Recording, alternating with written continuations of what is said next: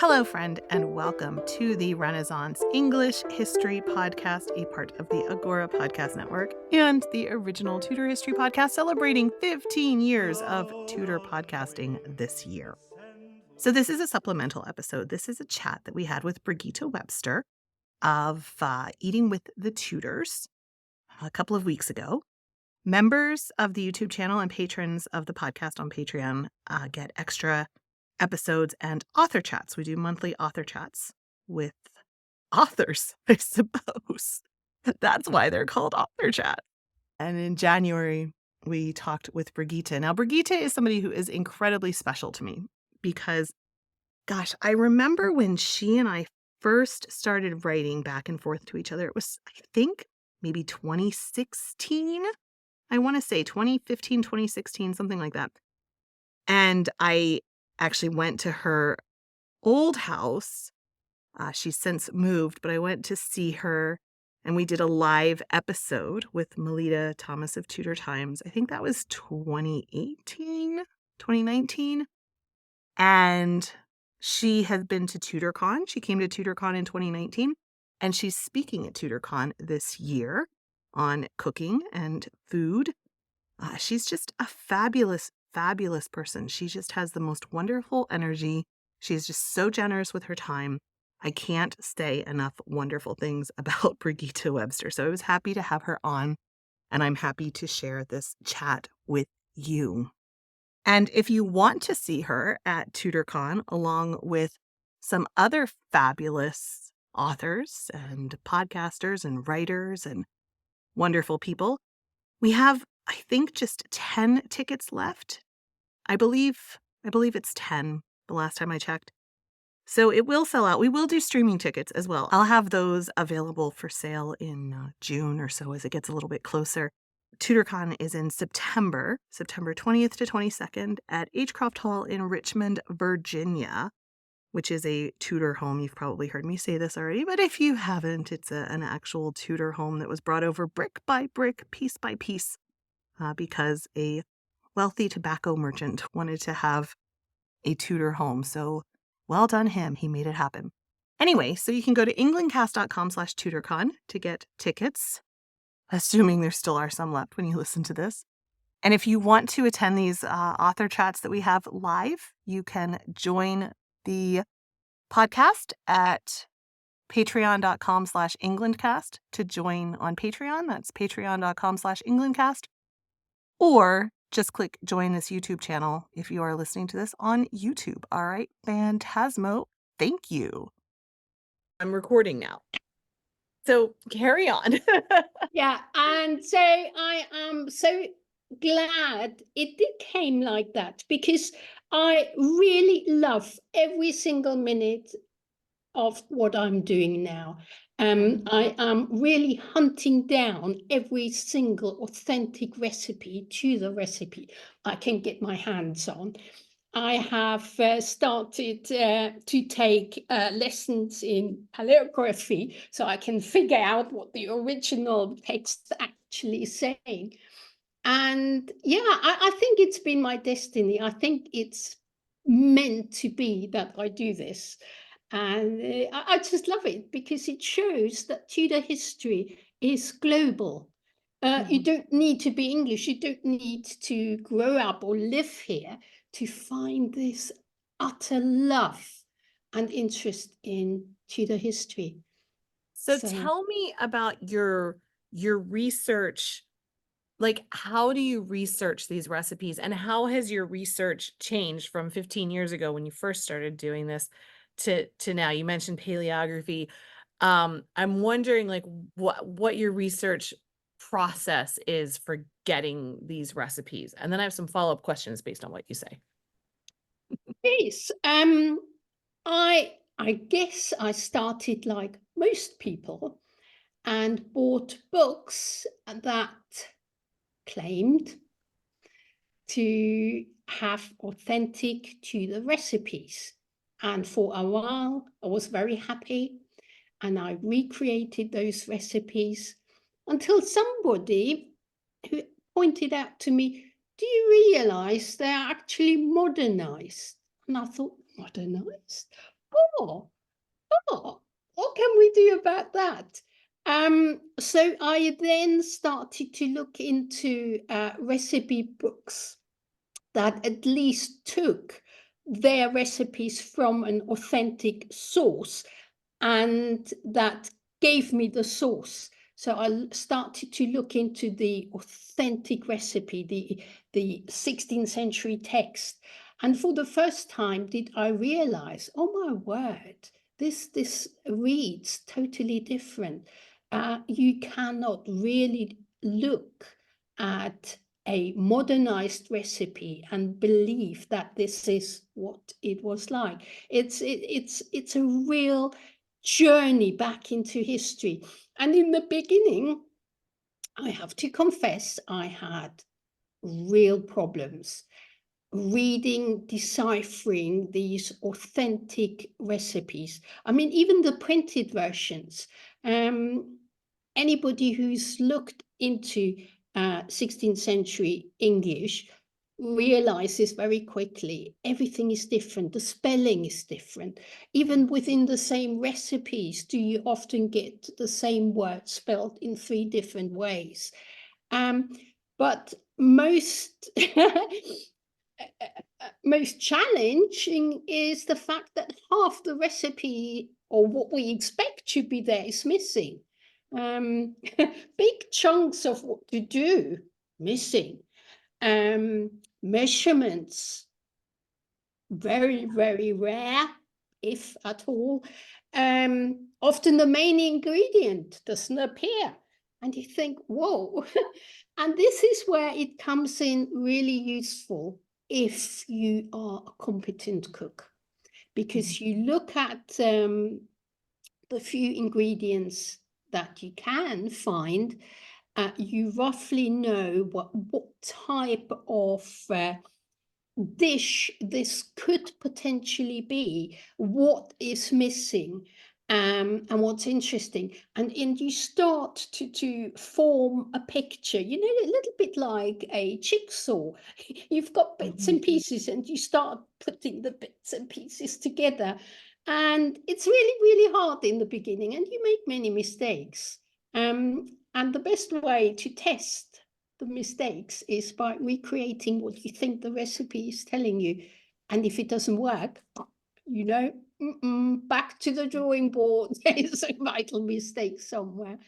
But that's what makes it so exciting, because you never really know what to expect.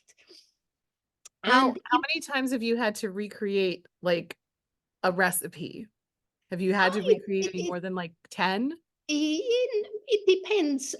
Some I still haven't quite figured out, and I still have to go back again and again.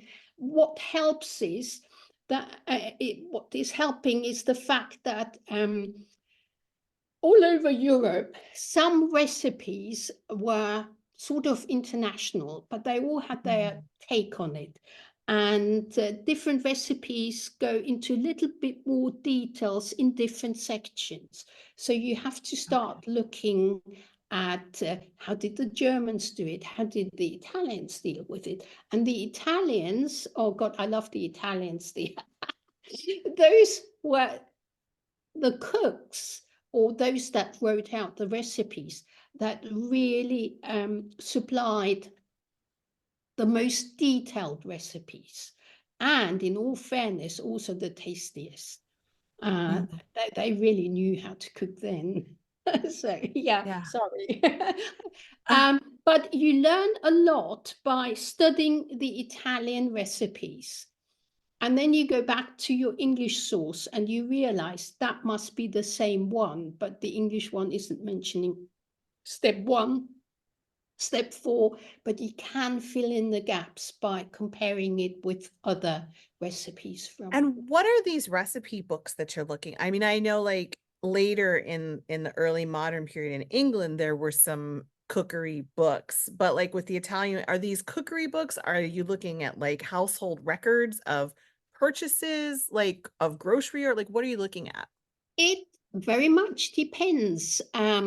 Obviously, you have the handwritten recipe collections, by sometimes just a housewife, but sometimes by more professional people.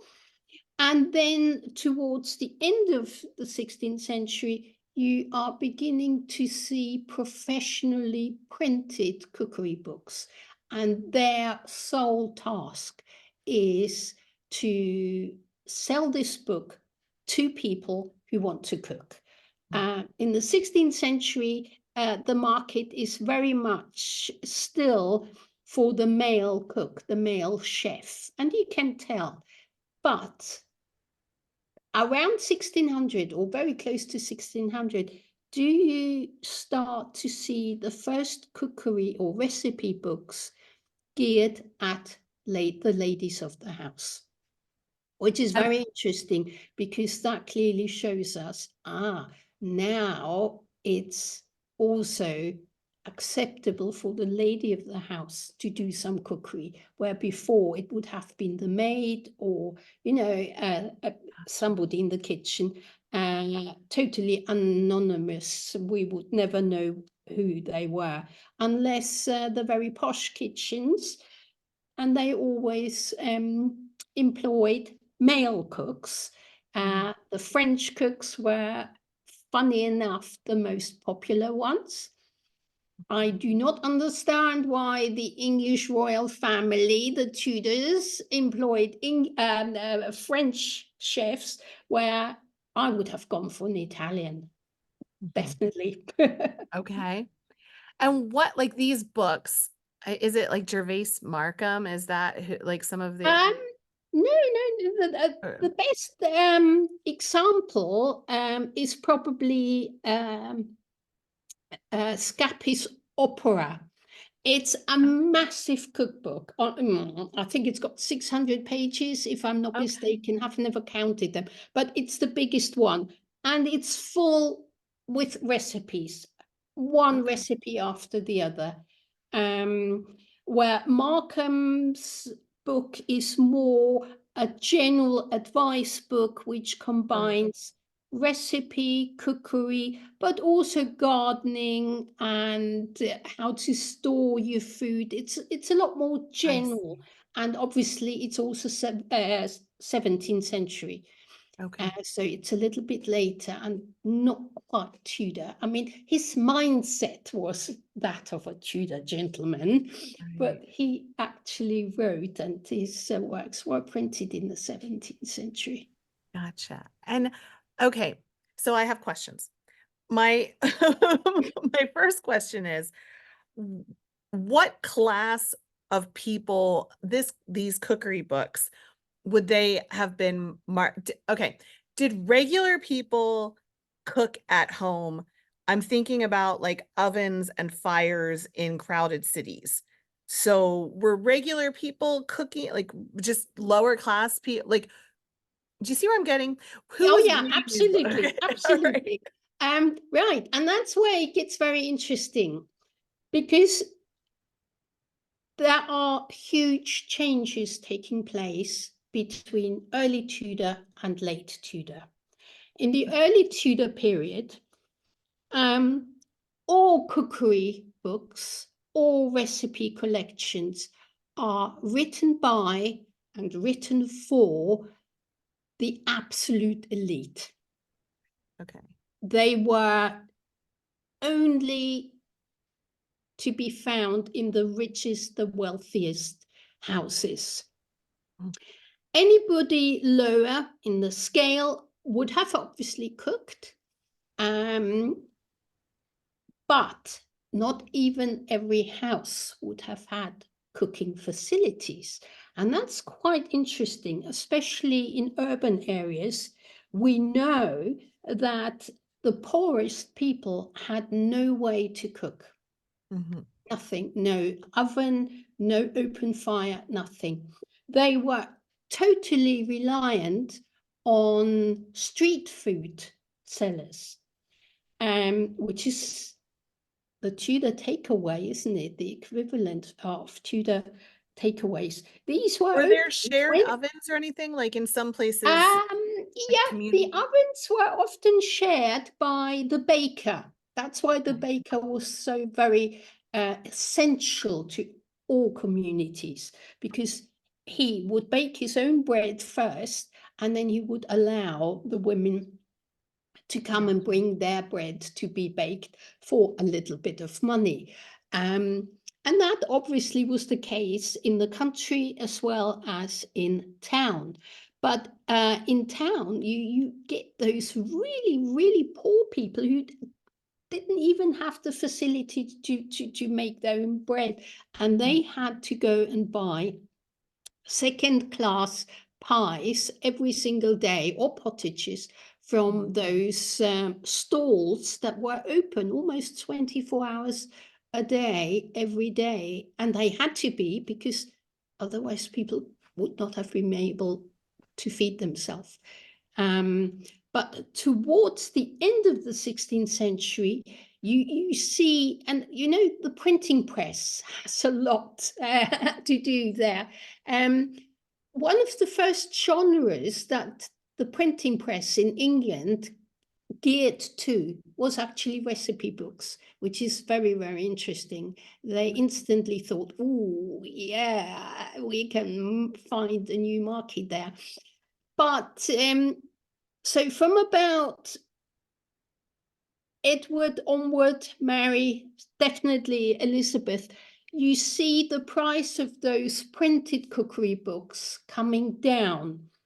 And at the same time, they obviously appeal to the upper middle class. Now, these are the people, the newly rich people. These are the merchant class. These are the people who made money. They weren't born into money, but they became successful. They are the new gentleman class. They have money. They have no title, but they have money, and they are very keen to spend it. It's their way to show, look, I've made it here. I have arrived. I can buy books. I can buy cookery books. And this goes hand in hand in appealing to the ladies of those households. And then you obviously get Thomas Dawson with his famous the jewelers, housewife's jewel in 1596, 1597, came in 2 parts, but was mostly sold in one big book. Yes, so within those 100 years, you see the cookery book becoming very, very popular and taking the middle class by storm. There you go. Okay. And presumably then that upper middle class, they would have had a place to cook. So Yes, yeah. yes, Okay. definitely. So you today recreating these recipes, ingredients. I want to know how you get these ingredients to be more authentic, like, because I'm guessing like flour today isn't the same as flour was. Like you go to Tesco's or Sainsbury's and get a thing of flour, that's not going to be the same as what Tudors would have had. So how do you account for that in your recipes and your cooking? Right. I'll try to buy flour that's been milled locally. And we are very blessed here in Norfolk. We do have quite a number of small family-run flour mills. So I believe that's as authentic as I could go. Even in Tudor England, no lady of the house would have ground her own flour. That's one item you would always buy from somewhere else. But where I really, really try, and I'm quite a stickler, is I do use seasonal produce. So I would never consider buying and preparing a dish that is out of season, because in Tudor England I couldn't do it, so why should I do it? That in itself poses big problems sometimes. If you, for instance, look at, let's say, the quince, a very, very popular fruit in Tudor England. But the quince naturally only ripens in early autumn, depending on the weather, but early September. Sometimes you get them as late as early October. But outside that window, you can't get quince. So I always have to prepare the quince a year ahead of when I need it. So if I know I'm going to provide an institution or a museum with some authentic Tudor food, and it's being laid on in July, I know I have to get that done the autumn previously. And the same goes for pear. I will not buy modern pear because the Tudors would have used a pear called the Warden. And the Warden pear, you can still buy trees. They are rare. You would have to get them from specialist tree nurseries, but you can still buy them. I've got my own trees. And they cook and taste different. And when you've tasted it, you can tell the difference. And I personally, sometimes, when I read somebody else providing a authentic Tudor meal in July, and it says pear in wine or whatever, and I say, oh, is that the Warden? And I say, no. Right. Right, okay, fair enough, but it's therefore not that authentic. Could you preserve any of these, like with your quince? Do you? Yes. Yeah. Oh, absolutely. And I'm using authentic 16th century recipe to preserve the quince. So I've got it ready to use to go into a pie or whatever when needed. I do it as far as I can. I try and do it the Tudor way. It's not always possible with meat or with fish, Gotcha. simply because food standards are a bit different these days. So with fish and meat, I have to obviously stick to the modern fresh meat and not the preserved in tons of salt version. It will probably not be to everybody's liking, but yeah, I want people to keep safe as well at the same time. You don't want to give people like salmonella and listeria. Preferably not. Right. No. Okay. Touch wood. Touch wood. Yeah, right. Not going. So tell me about your book. And I want to ask you about your book and where people can get your book, because we only have a couple minutes left. I want to make sure that we've got all of that in. Right. Well, my book is the accumulation of many years of trying, testing various recipes. And for the book, I have selected the 100 best. And they take you all through the year from January right to Christmas. And what I liked was the fact that I provide the authentic text recipe plus my version, so people can compare it instantly. They can see how they compare.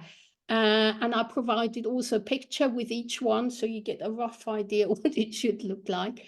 And I've also managed to find a little bit of history about either that particular dish or the main ingredient, because I personally think that's really interesting when you can read up a little bit. Oh, I didn't know that. And wow, oh, Elizabeth had that for her birthday. You know, little bits of extra information.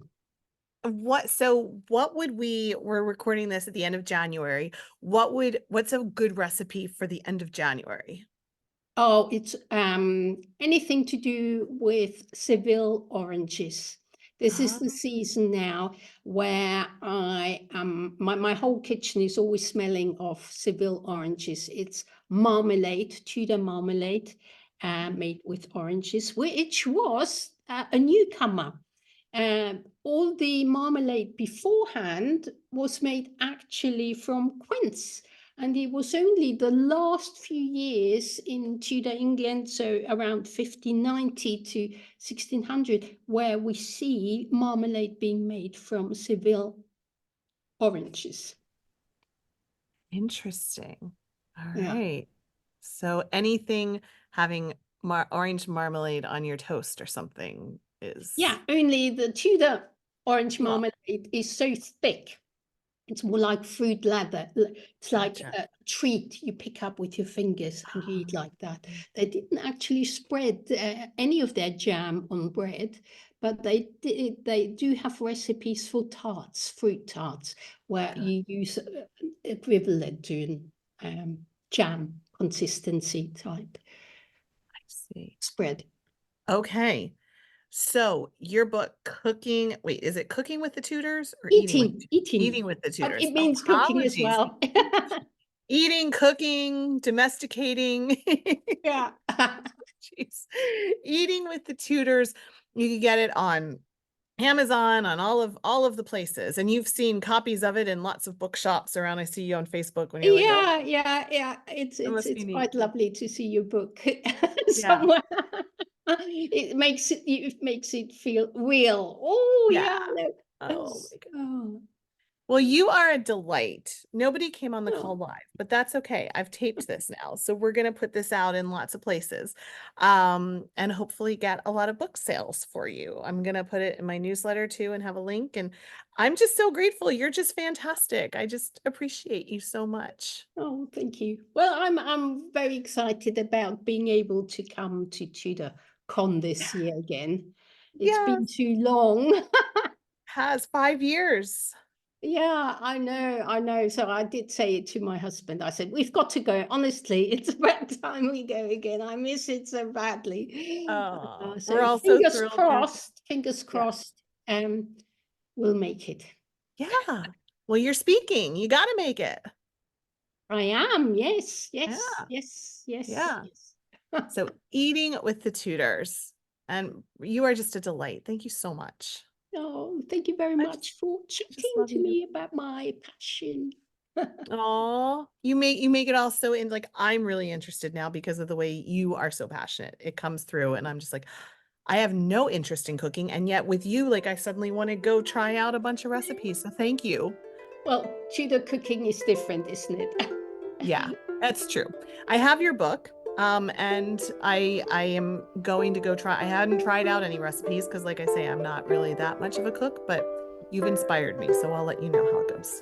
Excellent. All right. Thank you again. I appreciate you. And we'll see you at TudorCon. Yay! Yay. All right. Thank you. I'll let you know when this goes Bye. out. Okay. Bye. Menskull meiden of nicht feren frete fonde in all this wolfliche wonne born of blood and of bone never yet in usted known love so in London.